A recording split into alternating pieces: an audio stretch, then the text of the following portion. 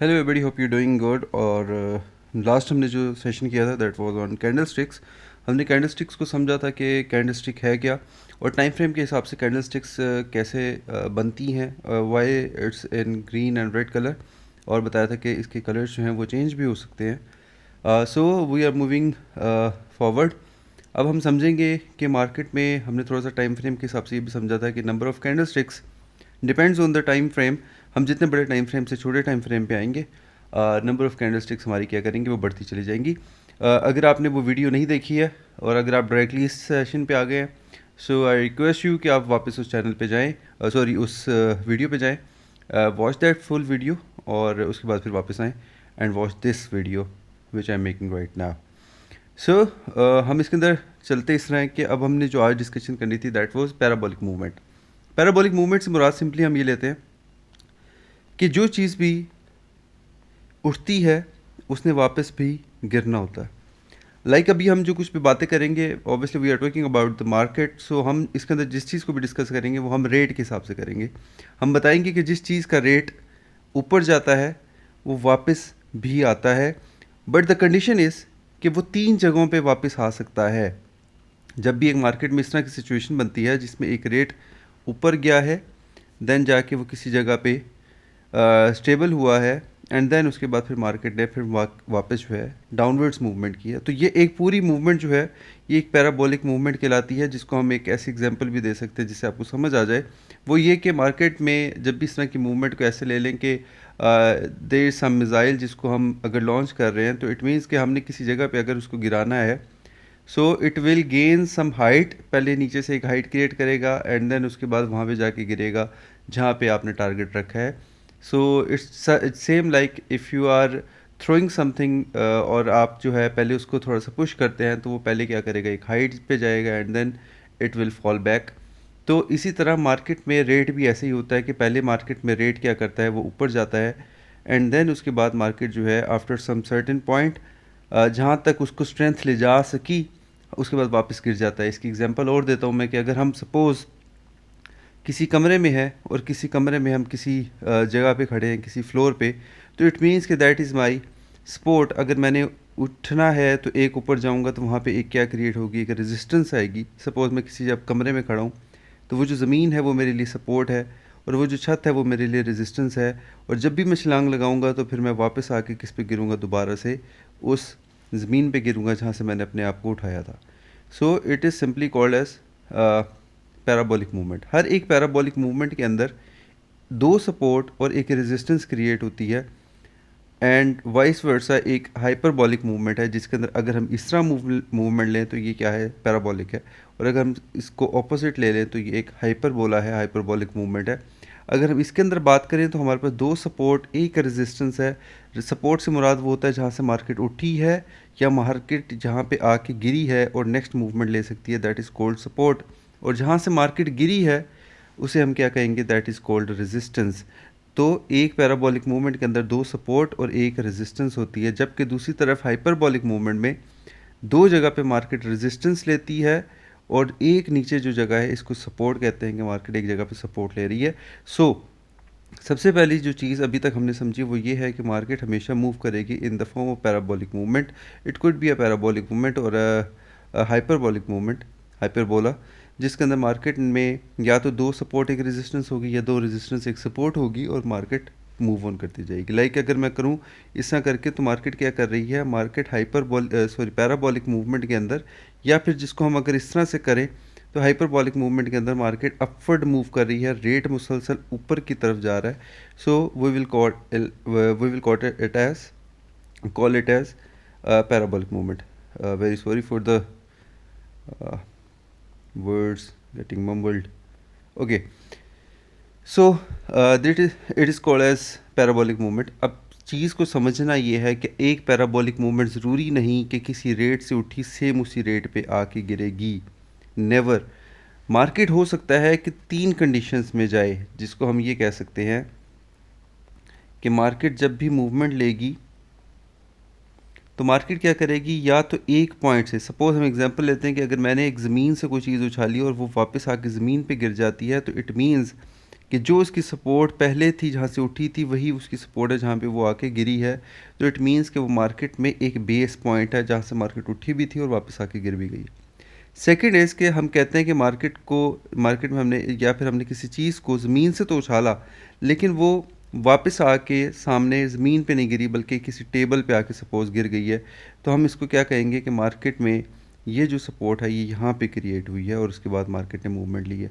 And the third picture is कि market में हम ये कहें कि या फिर एक नॉर्मल हम सिचुएशन में ये कहें कि एक चीज़ उठी है, वो वापस आके बेस लेवल नहीं गिरी बल्कि अगली दूसरी तरफ एक खाई मिल गई उसको और खाई में जाके गिरी, तो अब अगली मूवमेंट यहाँ से आएगी।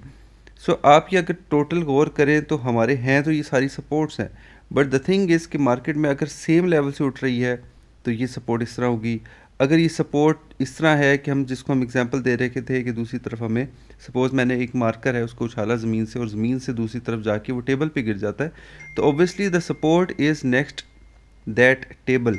और अगर इसी तरह अगर मैं कहूँ कि मैंने एक कोई चीज़ उछाली है लेकिन वो अगली दफ़ा आके खिड़की से बाहर गिर जाती है या फिर किसी नीचे खाई में गिर जाती है, तो वो will call it as a support. तो मार्केट तीन जगह से अपने आप को उछाल सकती है। इन तीनों एरियाज़ को हम सपोर्ट कहते हैं। जहाँ से मार्केट उठती है वो भी सपोर्ट है, जहाँ पे गिरती है नेक्स्ट उठने के लिए वो भी सपोर्ट है, और जहाँ से गिरती है वो उसकी रेजिस्टेंस कहलाती है। सो हम सपोर्ट रेजिस्टेंस को इस तरीके से भी बयान कर सकते हैं कि सपोर्ट इज़ वन प्लेस जहाँ से मार्केट में डिमांड क्रिएट हुई है, सपोर्ट है, या फिर हम कह सकते हैं कि बायर्स हैं कि मार्केट ने यहाँ पे दो चीज़ें की, डिमांड है, सपोर्ट है, या फिर हम उसको क्या कहते हैं कि यहाँ पे नंबर ऑफ़ बायर्स हैं। दूसरी तरफ हम ये कह सकते हैं कि जहाँ से मार्केट ने अपने आप को रेजिस्टेंस दी है, वो रेजिस्टेंस का एरिया वो है जहाँ पे मार्केट में तीन लोग आए। कौन कौन? पहला आया कि मार्केट ने पहले रेजिस्टेंस ली, या फिर सप्लाई ली, या फिर हम तीसरा कह सकते हैं कि नंबर ऑफ़ सेलर्स इंक्रीज़ हुए। सो ये दो सिचुएशंस हमारे सामने हैं। सो अगर हम मार्केट में अब जाएंगे एक्चुअल मार्केट में, so we will find out कि मार्केट में एक्चुअल की जो मूवमेंट है वो एग्जैक्टली ऐसे ही होती है कि जिस चीज़ का रेट ऊपर जाता है उसने वापस भी आना होता है। लाइक अगर मैं यहाँ पे बात करूँ तो इसका रेट ऊपर गया एंड देन वापस आया, इसका रेट ऊपर गया देन इसको वापस आया। लेकिन अगर आप गौर करें तो मैंने जिसमें सिचुएशन कहा था जहाँ से मार्केट उठती है वो भी सपोर्ट है, जहाँ पे गिर रही है नेक्स्ट उठने के लिए वो भी सपोर्ट है। लेकिन अगर आप गौर करें अगली सपोर्ट पिछली सपोर्ट से क्या है, ऊपर है, तो हम इसको क्या कहेंगे, ये भी एक पैराबोलिक मूवमेंट है लेकिन इसके अंदर मार्केट की मूवमेंट अपवर्ड हो रही है। That's we call it as bullish market. अगर मार्केट हमेशा एक पिछले रेट से ऊपर उठती है, फिर उठती है तो अगला रेट ऊपर है, फिर उठती है तो अगला रेट ऊपर है, सो इट मीन्स कि मार्केट में ये वाले पॉइंट्स जो हैं वो पिछले वाले से ऊंचे बन रहे हैं, तो we will call it as bullish market. कि मार्केट जो है वो बुलिश है, अपना रेट मुसलसल ऊपर लेके जा रही है।